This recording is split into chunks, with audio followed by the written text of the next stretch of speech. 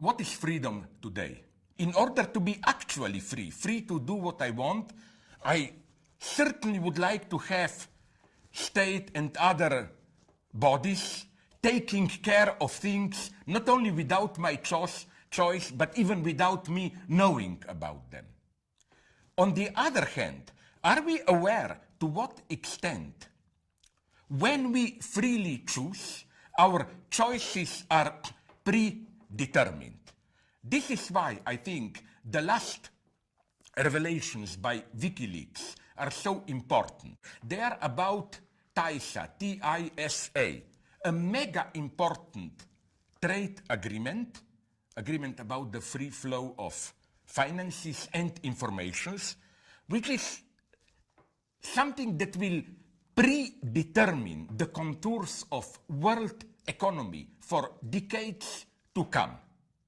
And not only are negotiations secret, but we learned that even the agreement itself, if it will be accepted, will remain secret for 5 years. The most dangerous form of non-freedom is a non-freedom which is not even perceived as such. Then there is another form of freedom which I think has a disastrous impact and we shouldn't underestimate it.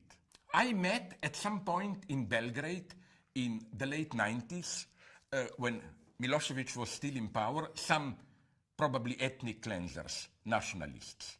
And I'm even ashamed now for doing this. I got in conversation with them and they gave me a wonderful short lesson on how nationalist fundamentalism worked. They told me, we experience your Western liberal world as over-regulated.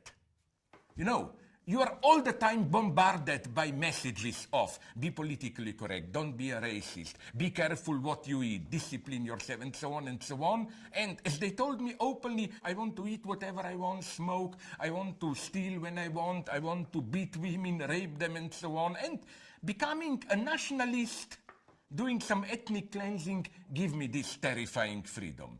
This is why I was not surprised when I heard that in the area of Iraq and Syria controlled by ISIS, it's not just religious fundamentalism. There are also gang rapes, tortures, freelance killings, and so on.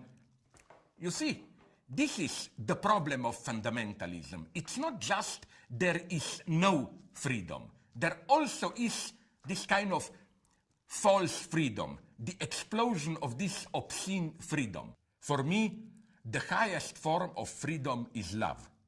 Here I'm a pathetic old romantic.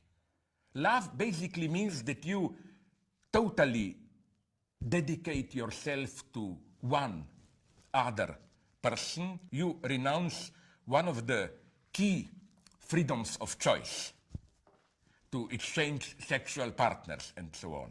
Now comes my surprise. This freedom is now gradually taken from us. I think our ideal today is love without the fall. And you know, I found some dating agency which plays on this. They say, we will render possible to you to find yourself in love without the fall. No, I think the only free love is the fall. You walk along the street, you slip on a banana peel, a lady helps you, maybe it will be the love of your life. But you cannot predict it. Without this fall, love is not love. So the lesson is true freedom means looking into and questioning the presuppositions of everything that is given to us by our hegemonic ideology. And by ideology, I don't mean here some explicit teaching, but simply the way in our daily lives we experience our reality, to question everything, including the notion of freedom itself.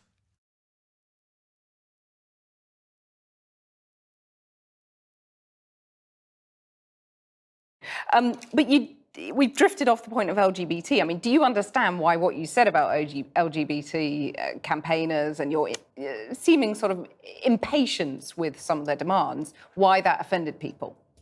I see, but I still think I was right. Because I think that, look, this is for me the best metaphor of what happened in the United States and Canada.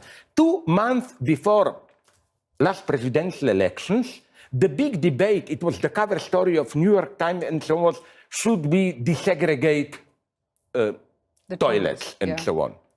And this, what worries me here is that this LGBT campaign was totally out of touch with the worries, anxieties of so-called ordinary people. It had a certain normativity in it.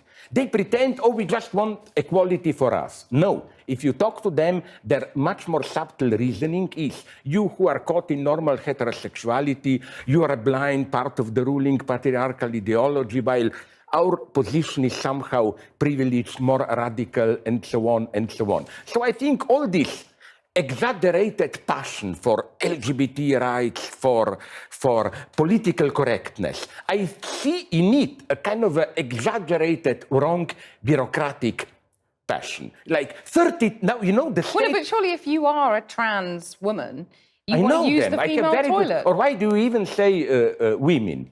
The trans are really trans. They don't want to be neither women... But if you identify as a woman, yes, you want to use the female toilets. I mean, it's quite simple, isn't it? Yeah, but I'm totally open here to claim that there are some people who don't want to do this. Okay, you have a third type of toilets. I don't have any problem with this.